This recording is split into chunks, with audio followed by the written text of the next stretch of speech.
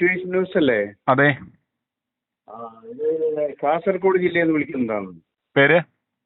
പേര് കോരൻ. ആ, ഞാൻ പാർട്ടിന്റെ ഒരു ഔദ്യോഗിക സ്ഥാനം വഹിക്കുന്ന ഒരാളാണ് ഇന്ത്യൻ നാഷണൽ കോൺഗ്രസിന്റെ കീഴിലില്ലേ. ആ, ഇപ്പൊ താങ്കളുടെ ചാനലിലെ എല്ലാ വാർത്തകളും സ്ഥിരമായി കേൾക്കുന്ന ഒരു വ്യക്തിയാണ് ഞാൻ. ആ. ഈ പ്രതിപക്ഷ നേതാവായി നടക്കുന്ന ഈ പരനാറിനെ ഞങ്ങൾക്കൊന്നും തീരെ ഇഷ്ടമല്ല.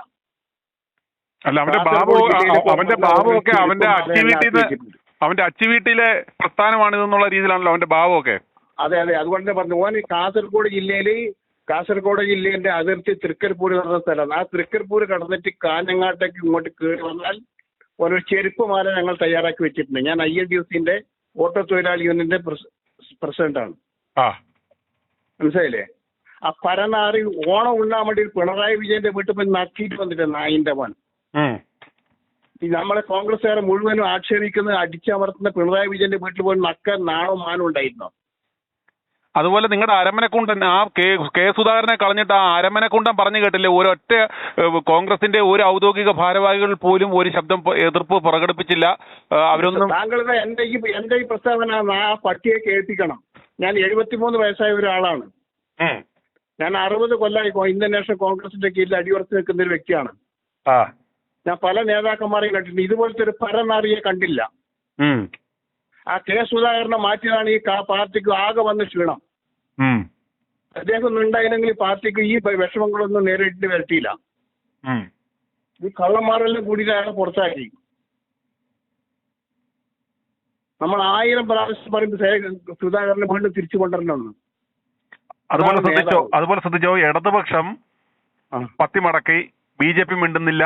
ഇവൻ കൊണ്ട് സ്പീക്കർക്ക് കത്ത് കൊടുത്തേക്കുന്നു. എന്തിന്റെ ബോധ്യത്തിൽ, എന്തിന്റെ അടിസ്ഥാനത്തിലാണെന്ന് നിങ്ങൾ ചോദിക്കാത്തത്? എന്തിന്റെ ബോധ്യത്തിലാണ് ഇവൻ ഈ പണി ചെയ്തത്?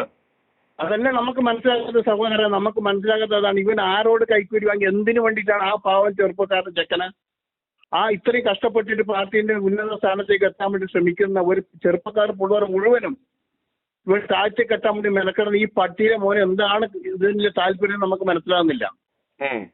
ഇവൻ നമ്മുടെ വീട്ടിൽ ഇന്ന് നടപടി എടുത്താൽ നമുക്ക് ഒരു പുല്ലും വരാനില്ല. മനസ്സിലായില്ലേ? അല്ല, ഇവൻ സത്യം പറഞ്ഞാൽ ഇത് പിണറായിയുടെ കയ്യിൽ നിന്നും പണം വാങ്ങി അച്ചാരം വാങ്ങി തോപ്പിക്കാൻ ഇറക്കിയത് ഞങ്ങൾ പറഞ്ഞത് അക്ഷരം പറഞ്ഞ് ശരിയായില്ലേ? ഇപ്പൊ അത് പരിപൂർണമായി നമുക്കത് ബോധ്യം വന്നു. അന്ന് എന്നെ പലരും കുറ്റപ്പെടുത്തി വാസ്തവവിരുദ്ധമാണെന്ന്.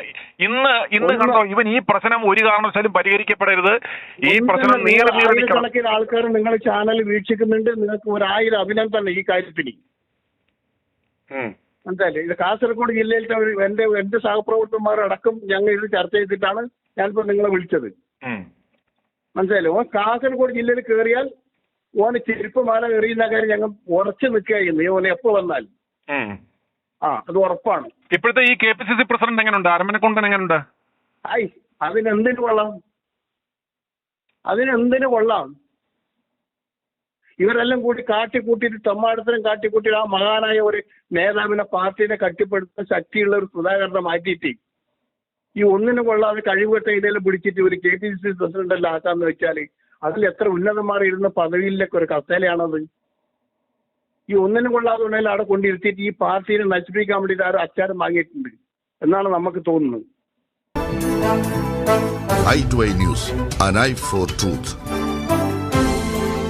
i2i News സബ്സ്ക്രൈബ് ചെയ്തിട്ടില്ലാത്തവർ ഇപ്പോൾ തന്നെ സബ്സ്ക്രൈബ് ചെയ്യുക. നോട്ടിഫിക്കേഷൻ ലഭിക്കുവാൻ ബെൽ ബട്ടണും അമർത്തുക.